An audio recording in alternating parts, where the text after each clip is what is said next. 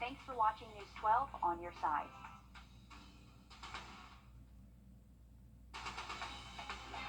Live from Augusta, you're watching News 12 live at 5.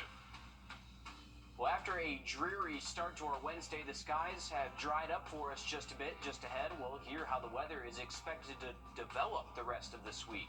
But first, the rain did not stop the first day of the Military World Softball Tournament over at Diamond Lakes. Not only is this a big event expected to bring the millions to Richmond County, but this tournament was the driving force behind finally finishing renovations at Diamond Lakes. Hundreds of thousands of dollars have been sunk into fixing the restrooms at this park, and after months of work, they are finally finished. Our Craig Allison joins us now live at Diamond Lakes. And Craig, what's the excitement like in South Augusta for this 5-day event?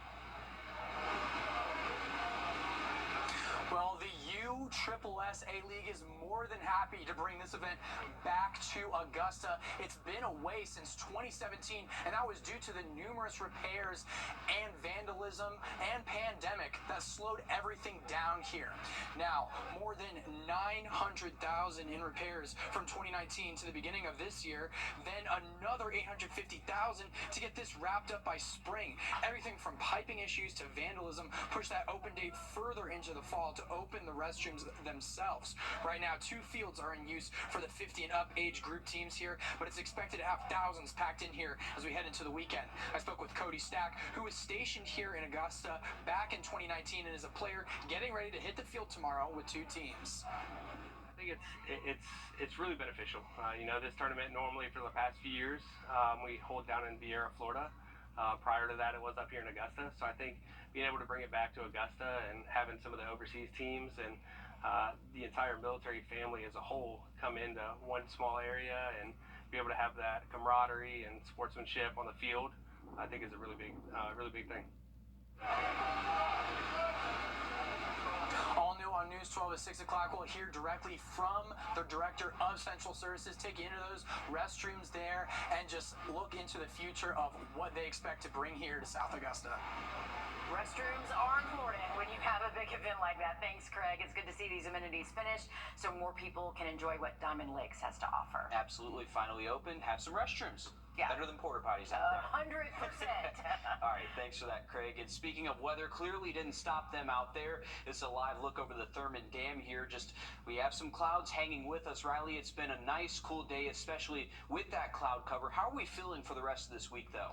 Well, it looks like temperature is going to be seasonal, if not even a degree or 2 below normal for us the rest of the week. So good news in that department. Doesn't look like we're really going to see much of a warm up the rest of the week. At least nothing like the warm temperatures we've seen over the past couple of days. We have seen some rain today. Here's a look at rain totals across some of the areas. So here around Augusta, we've seen less than 1/10 of an inch, but a few hundredths of an inch reported at Daniel and Bushfield. Right now, we're looking dry here in Augusta for the rest of this evening into tonight. Keep an eye on just a few very light showers across some of our southern counties. These are trying to make their way further north, but really just run into some drier air and just kind of fizzling out. So a few light rain showers out there between Swainsboro and Wadley, but for the most part, rain chances do look to stay less than 20% the rest of tonight and throughout the rest of the week, actually. The rest of the week, we're not really looking at much in the way of rainfall at all for us. Sustained winds currently anywhere from around 8 to 12 for most of the areas, so this northeast wind just kind of keep it in that cooler air for us, and also why our pattern is going to turn a little bit drier over the next couple of days. Here's our current temps. Thanks to the clouds, that northeast wind, temperatures right now are close to 70 degrees for most spots, so feeling very comfortable out there if you are heading out this evening. Temperatures will stay 70s as we head towards sunset, but quickly dropping into the 60s once we get towards around 9, 10 o'clock. We'll have a look at the rest of the week's forecast for you in just a bit, but let's get a quick update on your First Alert traffic. And now, First Alert traffic.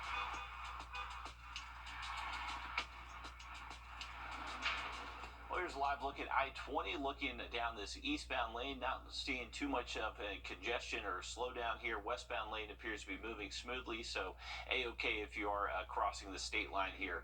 Looking out exit 190 Lewiston Road, you can see just kind of the backup of traffic off the exit towards I-20, but Lewiston Road traffic appears to be moving okay despite that ongoing construction. Cloudy skies right now, but we are bringing back some sun later into the week. We'll have that full forecast in just a little bit.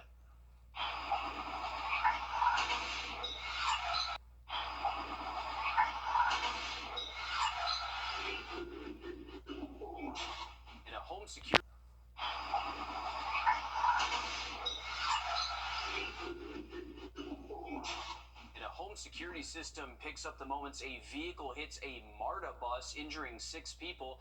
This happened just before midnight last night in DeKalb County. Now, the bus driver, 4 passengers, and the driver all in the car were all injured there. No word yet on the extent of their injuries. Neighbors in the area say crashes are common because the curve is not well lit. Now, the cause of the crash is still under investigation. New leads in a nearly 30-year-old case out of Beaufort County, South Carolina. A body was found in a ditch back in 1995, but was not able to be identified until this past December, thanks to new technology. The body was found to belong to Maria Teles Gonzalez, a 36-year-old mother of 3 from Florida. She was strangled to death, and based on evidence, she was murdered somewhere else, possibly in Florida, and then dumped in South Carolina. To protect the investigation, authorities won't say what the leads are in Teles Gonzalez's murder, but they say they are hopeful it will lead to her killer. Strange emissions from a nearby aluminum plant are causing concern among community members in Goose Creek, South Carolina. Neighbors say since the beginning of the month, a gritty dust has been falling from the sky. You can see that here on your screen. It's getting onto cars and household items, and people are even breathing it in. People say when they try to wipe it off their cars, it's leaving scratches. After community pushback, the aluminum plant released a statement calling it alumina emission and saying it is not harmful to people. But neighbors are continuing to push this evening for more open communication and a timeline for when this issue will be fixed. DHEC says it is now confirmed South Carolina's first flu-associated death of the season. The state health department says it happened in the Midlands, days before the flu season officially begins October 1st. Mary Green has more from Columbia on what guidance doctors are giving South Carolinians to stay healthy. DHEC says based on data from the Southern Hemisphere, they're expecting a typical flu and RSV season here this year and similar COVID activity to what we saw last year. We do expect to see a rise in the cases for all 3 as we go into these winter months, but there are ways that we can really reduce that impact. Doctors say that includes steps like washing your hands frequently and staying home when you're sick. But for many adults and children, they remind South Carolinians that vaccination is an important option. Vaccines are available for all 3 respiratory diseases, and doctors say this year's flu shot seems to be a good match. They also encourage South Carolinians to consider getting the new COVID booster, recommended to those 6 months and older. At this point, we've given now 676 million and counting doses of the COVID vaccine to people in the United States with very, very few serious side effects. On the other hand, COVID, as we know, has killed sadly, many people in the United States. But I think we would have had even far greater loss if we had not had this vaccine. And as far as wearing a mask goes, DHEC says at this point it is not recommending universal masking for all South Carolinians, but it does encourage folks to make the best decisions based on their own and their family's needs. Reporting Columbia, I'm Mary Green. Pediatricians say they've also seen a lag in kids getting childhood vaccines after many missed their annual checkups during the pandemic, so they encourage families to get caught up on those as well. All new tonight on News 12 at 6 o'clock, our Hallie Turner breaks down how to keep your kids healthy with all these illnesses starting to go around. Take a look at this. Ooh, definitely something you do not want to see when you open your car's hood. A technician at a dealership in Myrtle Beach. My goodness. Yeah, he found a live 8-foot boa constrictor in a customer's vehicle. Boa constrictors are not native to South Carolina, which means this was likely somebody's pet. I've seen rodents and stuff like that, but never a snake like that. I think he's an escapee, most likely, or someone just couldn't take care of him anymore and let him go, thinking that he'd survive. That particular species won't survive up here. Florida, yes. Around here, no. We have 2 cold winters. Maybe that's why it was in the car, to get warm. Could you imagine just opening up the hood and there's an 8-foot boa in there? Thank you. I wouldn't survive it. No, I wouldn't either. Yeah. I'd probably have a heart attack. The owner of the vehicle said the snake was found in, understandably, did not want to adopt the boa. But since the story has gone viral, several people have offered to adopt the snake. Put it in the zoo. You know what? Bless the internet. Put it in the zoo or something. That it's just gonna escape again, right? Unless somebody dumped it. That's true. Who's dumping a snake? What are you doing? I guess that A happens lot of often, people probably. do that in Florida. Yeah, I could see that. Well, some ports in Georgia are so big they have their own police forces, but as the ports continue to grow, it's putting strain on those officers. Just ahead, we'll take a closer look at changes coming to Georgia ports. Riley? Well, we have been keeping an eye on a few showers out there so far today, but looking at a drier outlook as we close out the week. We'll have that full forecast next. RSV is the leading cause in hospitalization for children under the age of 1. Doctors have told parents the best option to keeping their child's airways clear is with a snot sucker. Coming up all new tonight on News 12 at 6 o'clock, we're sitting down with doctors who say this soon could be a thing of the past. Time and temp. Looking at your accounts to maximize your earnings or to protect your money.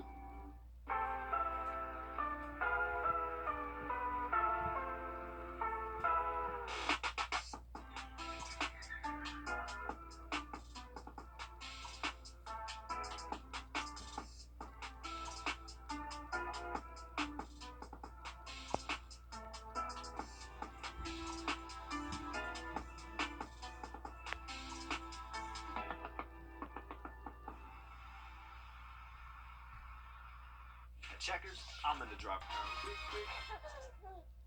After Hurricane Idalia hit parts of South Georgia late last month, more than 43 parks in Lowndes County alone were damaged. That's why Home Depot stores in Valdosta, Albany, and Moultrie are helping these parks recover. And crews have been working nonstop to clear debris, make repairs, and rebuild damaged parks. Home Depot has been helping with projects like this after storms since 2011. And thankfully, we didn't see anything quite this bad in our area after Idalia made its way through the CSRA. Yeah, luckily not. We just had a few kind of tinier limbs down, a few trees down across the area, but definitely nothing like the impacts that they did see further south of us. But a current view down the Savannah River showing just cloudy skies overhead for most of the CSRA. We've had a few showers out there. They've been fairly light in nature, impacted us here around Augusta earlier this morning, but currently dry conditions. The clouds have kept us much cooler than average, though. Right now, our high temperature here in Augusta has only gotten to about 73, 74 degrees so far this afternoon, so definitely not what we usually see here towards the end of September. Here's a look at our radar network. We do have some light rain over Swainsboro that's pushing into portions of Burke, Jenkins, even Jefferson County. That's really where the only showers we're looking at are currently at across our first alert radar network. Most of that rain is south of Augusta, staying closer to that stalled front, especially off the coast of Charleston. A good match of showers there. Our evening forecast, rain chances if you're south of the interstate, maybe a stray shower times through at least sunset, but mostly overnight should remain dry for us, with temperatures eventually working their way down to the low 60s by daybreak tomorrow morning. Thursday's not looking like a bad day. Heading out to the bus stop, we'll see partly cloudy skies, temps near 60 to start off the day, and then heading home from school. It should be another day with a lot of spots potentially staying in the upper 70s. Right now we're going with the high of 80 in Augusta. We'll likely briefly hit that at least for an hour or so tomorrow in Augusta. Here's a look at the next couple of days. So once again, high near 80 Thursday, a little bit warmer by Friday, and that is a sign of just a little bit more sunshine heading our way by Friday afternoon. But overall, beautiful weather out there over the next couple of days. If you're heading up to Clarksville Lake, looking at highs there, upper 70s tomorrow, low 80s by Friday, and lake temps are still in the upper 70s and likely will stay there with these relatively cooler days. Our weekend outlook here in Augusta, just a little bit warmer for us. 84 Saturday, 83 on Sunday. Looking at partly cloudy to mostly sunny skies both days. And we do have most of our ACC and SEC schools actually playing away from home this week. So Georgia taking on Auburn. This is actually a live look of Jordan-Hare Stadium there. Kickoff temps in Auburn Saturday look to be around 87 degrees, so a little bit warm start for that game. Clemson's going all the way up to Syracuse. They're playing in the Dome, so weather's obviously not going to be a huge factor for them, but nice weather up in New York for Saturday. For the Jackets, playing at Bobby Dodd in Atlanta, mid-80s around kickoff, and then Carolina's actually traveling up to Knoxville, so they're going to be taking on Tennessee. Don't have a live camera for Neyland Stadium, unfortunately, so you got Williams-Brice right there. Here's a look at our 7-day forecast. We do have wake-up temps in the 60s, afternoon highs in the 80s for the next 7 days. All right, thank you, Riley. Georgia's ports are the access points for billions of dollars of trade in our country. But did you know that ports often have their own police departments? And in the case of the Savannah Port Authority Police, they're looking to expand their numbers as the port continues to grow. Flynn Snyder explains. At the Port of Savannah, trucks, trains, and ships are loaded with millions of cargo containers each year. It's a constant operation that requires round-the-clock patrol from the port's own 200-person police department. So we're doing traditional police work, but we're also providing industrial security. We're creating a safe environment for all port users because it's very important to us that people go home just as they arrived. Kevin Doyle with Port Police says his officers work to protect the port, but the department is now faced with a new challenge. Several port expansion projects are currently in the works. Officials here say the need for more space brings the need for more officers. The Georgia Ports Authority recently announced a nearly $2 billion infrastructure project that aims to increase capacity and add 100 acres of storage. Right now we have approximately 60 openings for port police officers. Doyle says port expansions mean the Port Police Department must now grow by 30%. Most police departments in America right now are facing some sort of shortage. Ours is coming a little bit differently in that it's not because people are leaving, it's because we're growing. Not only is the port growing, but so too is the Port Police's jurisdiction. Earlier this year, the General Assembly passed a bill giving port police officers the power to arrest for offenses committed within 1 mile of port property. It's to help with truck traffic or trains or anything sort of on the properties just outside of our gates so we can be good citizens. Now, despite the need to expand, the Port Authority says they're confident the department can fill the new openings. Getting car problems fixed, that can be frustrating, especially if you feel like you're not getting help. We'll talk about what you need to know about the lemon law next. First Alert Radar. Attorney John Foy and Associates right now. Proud partner of the Atlanta Braves. Well, getting car problems fixed can be a major headache, especially if you're getting the runaround. One woman fought back, taking her issues to a lemon law attorney. In this Watching Your Wallet, consumer investigator Carice Jackman shares a woman's story and provides tips on what you can do if you're caught in a similar situation. After totaling her car, Janet Lewis says she needed a new ride. But it wasn't long after she purchased her new electric car when Lewis says she began seeing indicators like this one pop up on her dashboard. I started getting all of these things popping up on my screen, these warnings, all of which had to do with safety issues. One time it stopped dead in the road. Luckily, there were no cars anywhere, but it just stopped. So she went to a dealership hoping they'd fix the problem. But Lewis says she spoke with various managers, and they all kept telling her everything was functioning perfectly. This went on and on and on and on for a year. And I would go to the dealership, telling them the issues. Lewis says workers dismissed everything she told them, blaming issues on her ignorance or ignoring her altogether. Well, you just don't know how to drive it. You just don't understand it. You just don't, we'll have people ride with you and teach you. Very insulting, but okay. That's when Lewis finally decided to get an attorney. According to her attorney, Bob Silverman, her repetitive attempts to fix her problem fell underneath what's called the lemon law, enabling her to go after the company for a full recovery. So, what exactly is the lemon law? Lemon laws are statutes that protect drivers whose cars suffer a defect that impairs use, value, and safety. To qualify for a lemon law, the vehicle needs to be at an authorized manufacturer's dealership repetitively for the same issue, or out of service for any issue for an extended period of time. Lewis ended up settling her case in pre-litigation, and as a result, got a complete repurchase of her vehicle.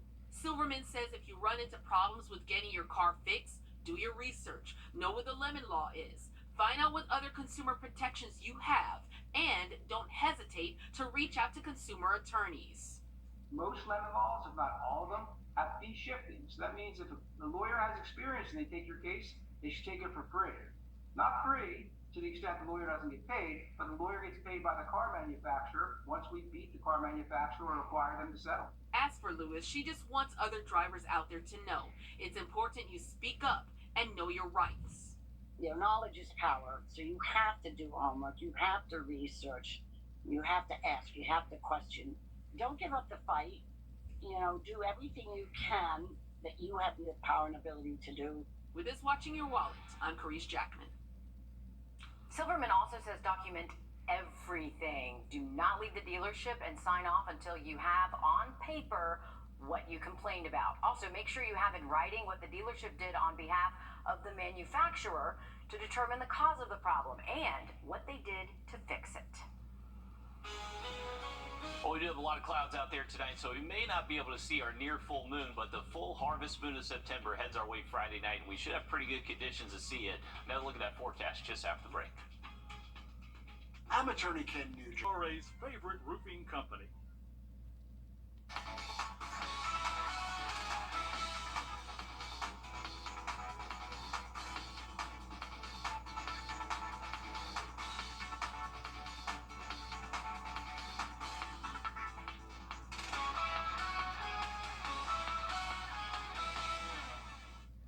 Well, cloudy skies over Clarksville Lake this afternoon, but generally dry conditions up at the lake currently. Temperatures are comfortable, near 70 degrees for most spots, so we haven't really been able to warm up too much just thanks to these overcast skies. And that northeast wind pretty steady, anywhere from 8 to 12 across most of the area. Still keep an eye on a few very light showers between Allendale and Swainsboro, so this is in the southern CSRA, and these are fizzling out, so not really holding together all too well. And not expecting these showers to make their way to I-20 for us, so if you do have any outdoor plans here in Augusta, north of the interstate, it does look mostly dry there for this evening. Current temps, once again, 71 up at the lake, 70 in Augusta, 69 in Thompson, 69 in Washington as well. So temperature staying definitely well below average for this afternoon. Going to be a little bit more seasonal as we head later into the week. Tomorrow we're close to 80 degrees for a high, then mid-80s Friday into the weekend. Generally more sunny skies by the weekend outlook, and next week temperatures staying right where they should for the end of September. All right, thanks, Riley. Stick with us. We have more news, weather, and sports coming up after a very short break as News 12 Live at 5 continues.